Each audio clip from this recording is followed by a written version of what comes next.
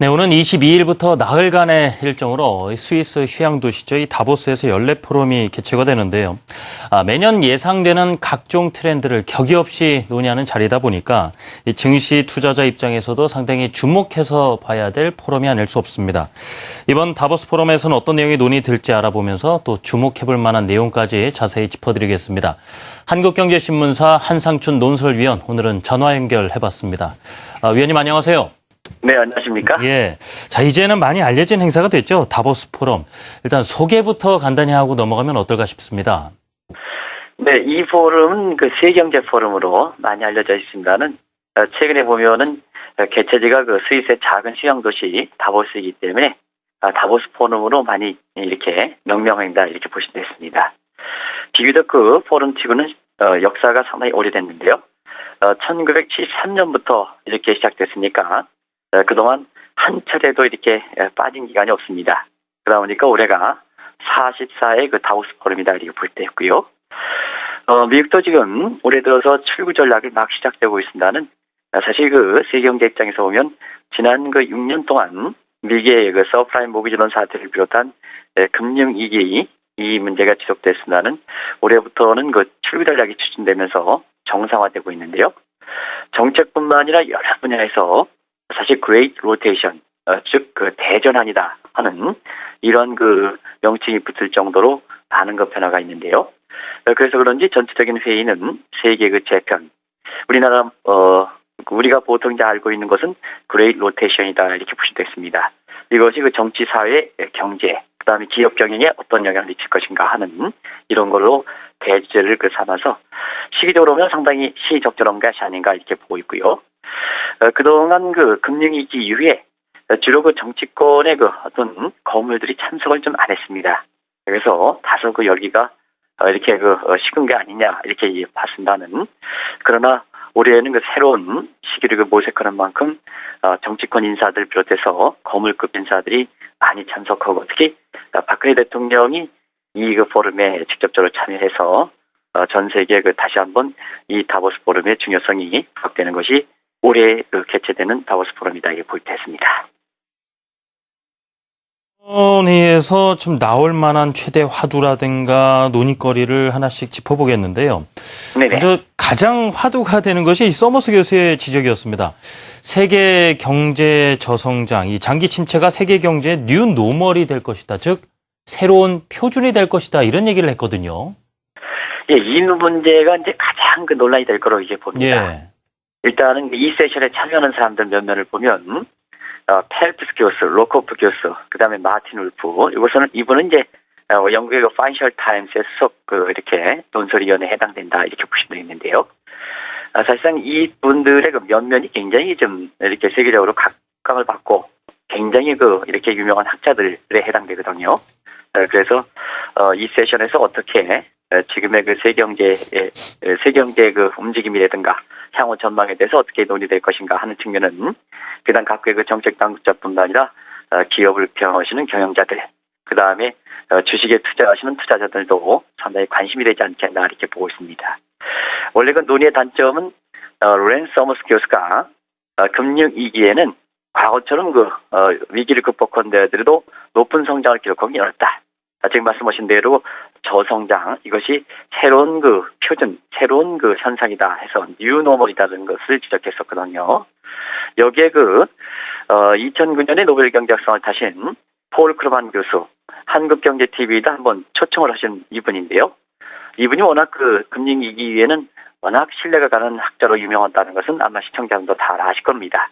그래서 이분도 그 이 저성장에 대해서 동조한 사항이거든요. 그래서 이번에 그 토론 결과가 어떻게 될 것이냐 하는 이 문제인데요. 중요한 것은 올해 세계은행이라든가 IMF에서는 오히려 그 올해 성장률을 상당히 높게 잡고 있습니다. 대표적으로 이 다보스 포럼에는 IMF의 그 전망보다는 월드뱅크의 그 전망, 우리의 그 김용 총재가 계시는 이 세계은행의 전망을 더 신뢰성 있게 부과하는데요. 지난해 그 세계 경제 성장률이 2.4% 추정하는 반면에서 올해는 그 3.2%로 보고 있거든요. 이 성장 수준은 사실 위기 이전의 수준과 같은 그 고성장에 해당되기 때문에 과연 서머스 교수가 워낙 유명해서 저성장이라 하더라도 실제 그 세계은행들이든가 이런 예측기관들이 고성장하는 것과 어떻게 조화점을 찾아가느냐 하는 것도 또 다른 이 세션의 관심사다 이렇게 볼 때 있습니다. 네, 세계 경제를 바라보는 시각을 두고 이 저명한 학자들 간에 어떤 격론이 펼쳐질지 또 지켜보도록 하고요. 또 한 가지 지난 10년 이상 사실 세계 경제를 이끌어왔던 것이 브릭스 국가였는데요. 이번 포럼에서 이 브릭스 국가에 대한 재조명 어떻게 될 것인가도 큰 관심사 아니겠습니까? 네, 아무래도 지금 말씀하신 대로 10년 동안 예. 세계 경제를 이끌어왔던 것이 이제 브릭스 아니겠습니까? 네, 그런 측면에서는 이제 이번 그 세션에서 브릭스의 그 중진국 함정 문제, 미들인컴 트랩 문제, 이 문제가 집중적으로 논의될 거로 이렇게 보이는데요. 사실 그렇습니다. 이 문제에 대해서는 비교적 토론 참여자가 사전에 비친 내용으로 보면 거의 그 동조하는 이런 분위기가 상당히 강하다 이렇게 보이겠습니다. 왜 그러냐면 올해부터 그 미국의 테이퍼링 추진하면 자본이 이탈되고 그 자본이 이탈되는 이런 국가 중에서 사실 중국은 좀 이렇게 외환보유고 사정이 많습니다는 나머지 국가들은 외환보유고 사정이 상당히 안 좋은 상태거든요. 그러다 보니까 테이퍼링에 대한 충격도 집중돼서 당분간 그 브릭스 국가들이 세계 경제를 다시 한번 이끌어가기는 힘든 게 아닌가 이렇게 이제 보고 있고요. 그런 반면에 포스트 브릭스의 그 성장세를 이어갈 수 있는 이런 그 뉴 프론티어 마켓의 이런 후보 지역을 제시하는 것도 어떤 지역을 제시하느냐 이것도 투자자 입장에서 상당히 관심거리입니다. 그런 각도에서 골든 트라이앵글 프론티어 마켓이다 이런 표현을 쓰고 있는데요. 사실 그 트라이앵글에서 이렇게 보면 한 축에서 보면 서부 사하라 지역, 다른 축에서 보면은 사실 그 후발 아시안 국가들 여기에 몽골까지 포함하고 그다음에 가장 트라이앵글의 밑면에 해당되는 것은 중남미 국가 중에서 콜롬비아라든가 베네수엘라 같은 서부 중남미 국가들 이런 곳으로 꼽고 있기 때문에 우리가 방송을 통해서 이 문제도 이제 알아봤습니다는 비교적 같은 입장으로 이번에 세션이 포스트 브릭스 국가로서 제시될 것이다 이렇게 보시면 됐습니다. 네, 그렇군요. 이제 각 국별로는 말이죠. 지금 뭐 금융위기 이후의 회복을 넘어서 어떻게 이제 성장을 해나갈 것인가 참 관심거리고 고민거리인데요. 이번 다보스 포럼에서도 역시 각국의 올해 지상과제로 성장을 꼽고 있습니다. 그런데 성장 중에서도 특히 포용적 성장의 중요성이 부각되고 있는데요. 말 뜻으로만 본다면 뭐 소외되는 것 없이 다 안고 가겠다 뭐 이런 뜻으로 받아들여야 될까요? 예, 그렇습니다. 아주 그 올바른 지적을 해주셨는데요. 예. 일단은 그 각국의 그 중앙은행이든 그 다음에 각국의 정부에서 경정책의 우선적인 방향은 물가 안정보다는 성장 우위로 해야 된다 하는 이런 정책 운영의 방향을 제시한 것은 우리가 짚어봤던 내용과 거의 대동소이하다 보시겠습니다. 그래서 각국의 경기대책에서는 이제는 성장 우위, 특히 국민 입장에서 체감적으로 느낄 수 있는 성장 우위 이런 점을 이번에 강조하겠다 하는 것을 말씀드리고요.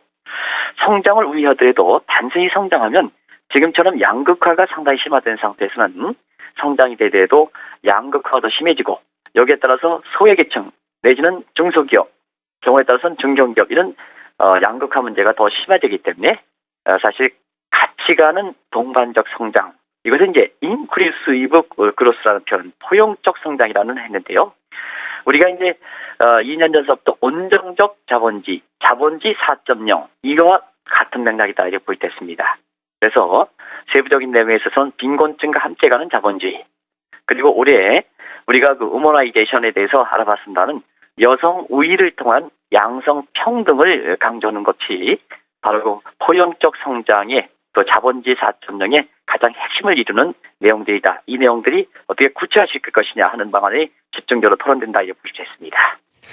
네, 그럼 같은 맥락에서 한 가지 더 여쭤보면요. 지금 뭐 경제 활동에서 사실 소외받고 있는 층이 청년층 아니겠습니까? 청년 실업을 해결하기 위해서 이번 포럼에서도 이 산업정책 측면에서도 참 상당한 논의가 있을 것으로 보이는데 역시 제조업 얘기가 많이 나오지 않을까 싶은데요. 어떻습니까?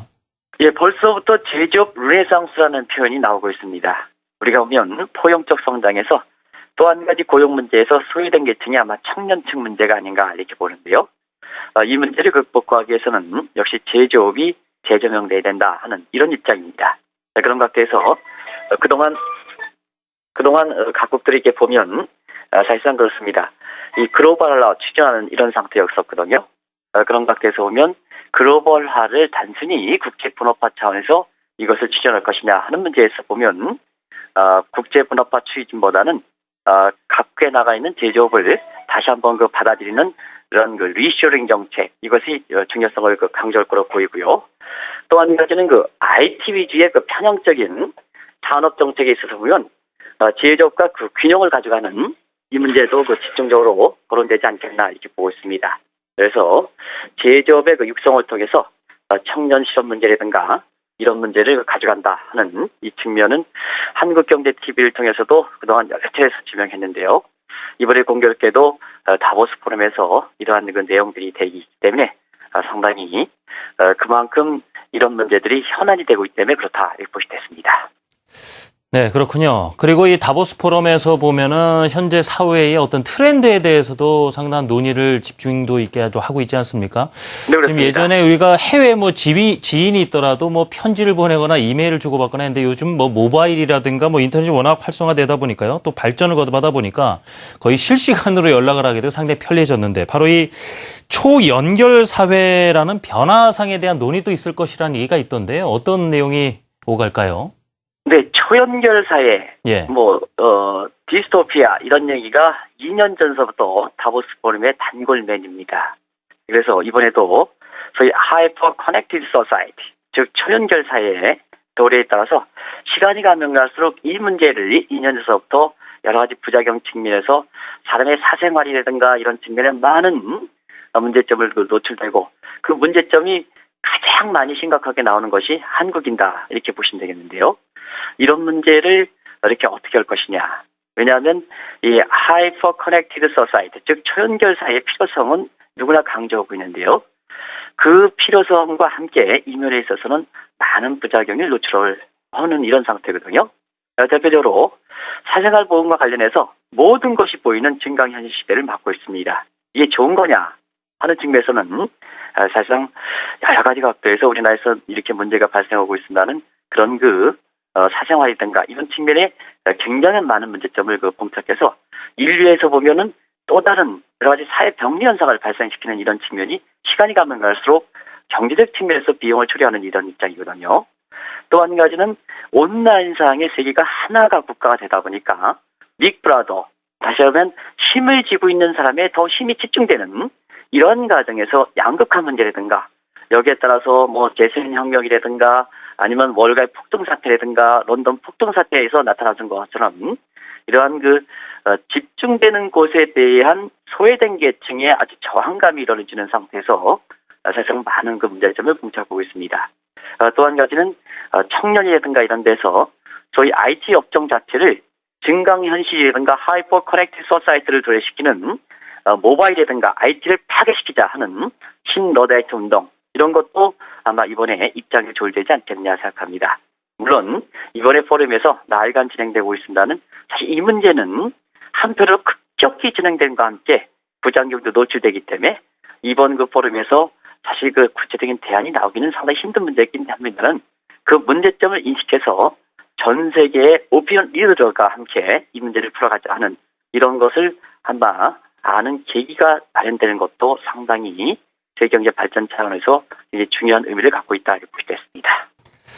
네, 지금까지 말씀해 주신 부분만 들어보더라도 이번 포럼에서 사회, 경제 전반에 걸쳐서 상당히 심도 있는 논의가 있을 것이다라는 기대를 해볼 만하겠는데요. 항상 이게 흠 없는 것이 좀 어려운 모양입니다. 이 비판적인 부분도 하나 있어서 마지막으로 여쭤보고 싶은데요. 이 다보스 포럼이 사실 전 세계인이 함께 참여하기는 하지만 출범 이후에 암묵적으로 유럽인을 중심으로 운영되어 오지 않았느냐 이런 비판이 있는 것도 사실인데요. 그만큼 유럽에 대한 이야기 이번에도 빠지지 않고 등장을 하지 않겠습니까? 네, 아무래도 이제 그런 비판을 많이 받았고 같은 유럽 문제도 같은 내부적인 유럽 사람이 보는 시각과 밖에서 보는 시각과는 아주 차별화가 됐었습니다.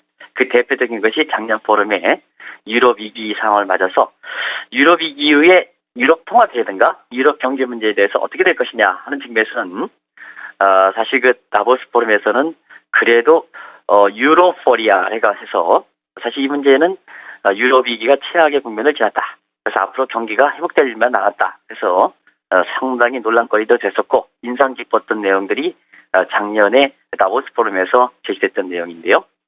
올해 들어서도 마찬가지로 유럽에서 개최되는 회의고 또 유럽의 어떤 편향적인 그 시각을 갖고 있는 상태에서 다보스 포럼을 이렇게 진행해왔다는 그 비판을 받는 만큼 역시 이 문제에도 관심이 되고 있다 이렇게 볼 수 있습니다.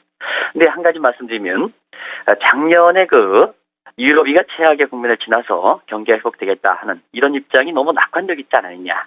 결과적으로 보면 유럽이 그 갖고 있는 통합 과정에서 유로본드 발행이라든가 재정 통합하는 문제, 이 문제에 대해서는 너무 낙관적 시각을 제시하다 보니까 정작 그 봉착돼 있고 유럽 통합을 위해서 가장 중요한 문제에 대한 어떤 심도 있는 토론이 이루어지지 않았다 하는, 오히려 심도 있는 토론을 하는데 오히려 그것이 되게 장애가 됐다 하는 이런 뒤늦은 그 비판이 있는 이런 상태거든요.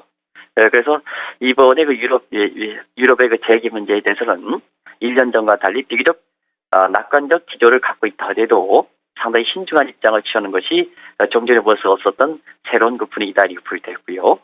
그런 각도에서 보면 이번에 그 다보스 포럼을 계기로 해서 다시 한번 유럽이 통합을 위해서 지금까지 100년 동안 이상 동안 노력해 왔습니다는 왜 이렇게 통합이 진전되지 않는가 하는 근본적 문제에 대한 재검토가 있을 거로 이렇게 보이기 때문에 사실 그 피그 습관을 중심으로 해서 지금 유로화가 그 강세를 보이고 이례적으로 그 선행의 역세를 걸려서 유럽에게 위기 극복에 오히려 도움되지 않는 이런 문제에 대한 어떤 해결책을 제시할 가능성이 높기 때문에 이 세션 자체도 상당히 주목을 받고 있다 이렇게 보실 수 있습니다.